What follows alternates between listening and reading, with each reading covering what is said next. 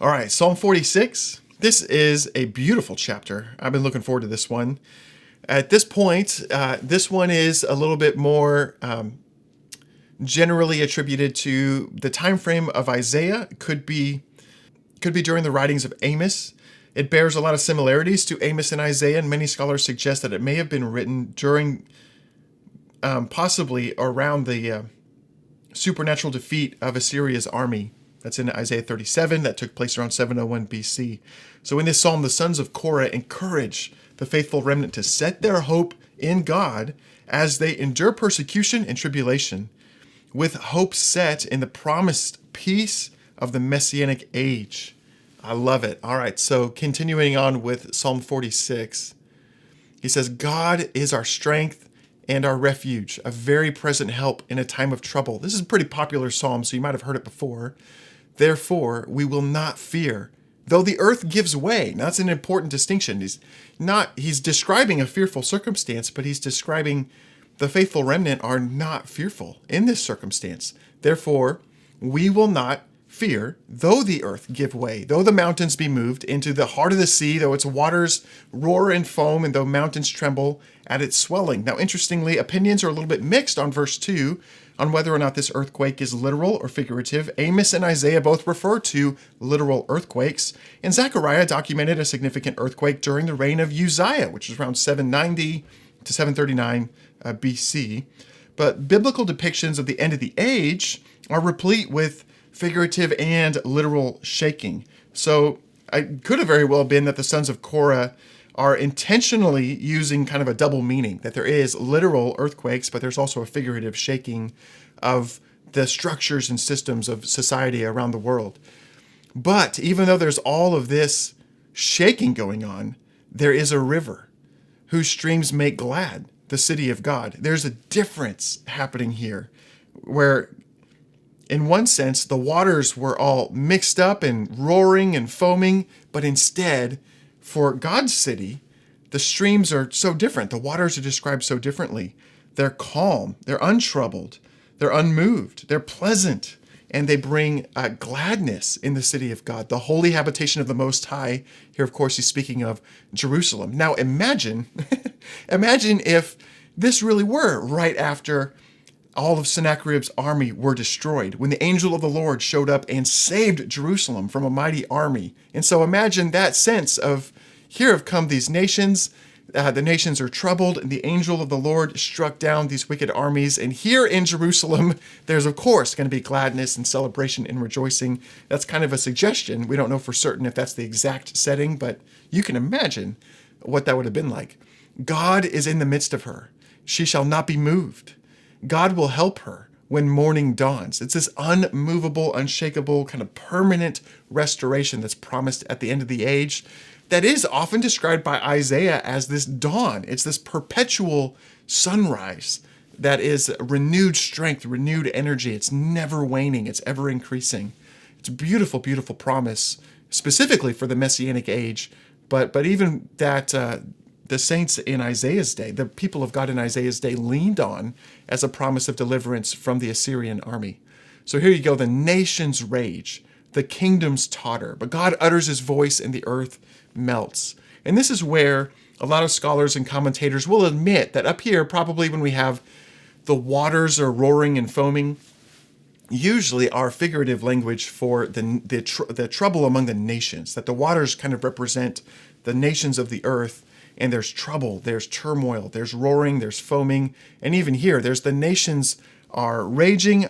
It's almost like the Psalm 2 nations that are unsettled, that they are setting themselves against God and against his covenant, and they're kind of tottering back and forth in conflict with the Lord. But the Lord utters his voice and the earth melts.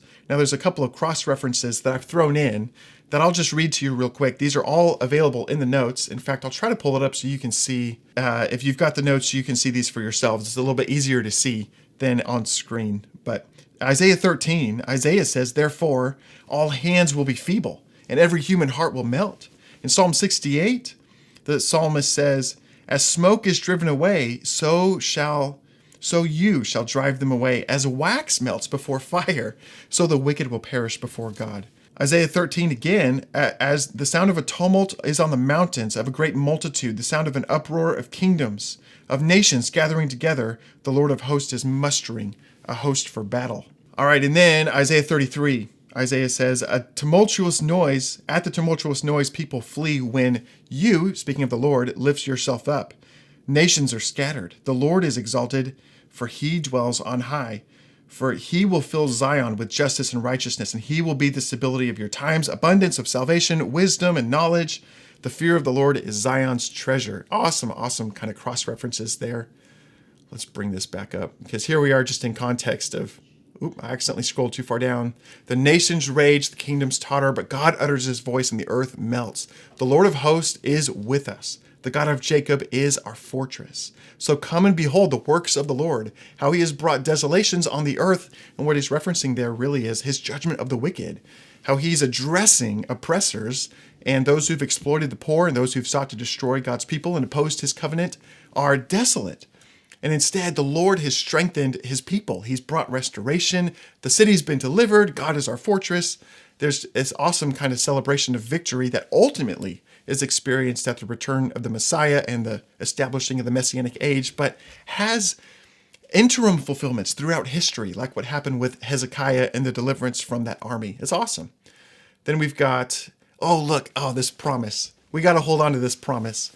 He makes wars cease to the ends of the earth. He breaks the bow. He shatters the spear.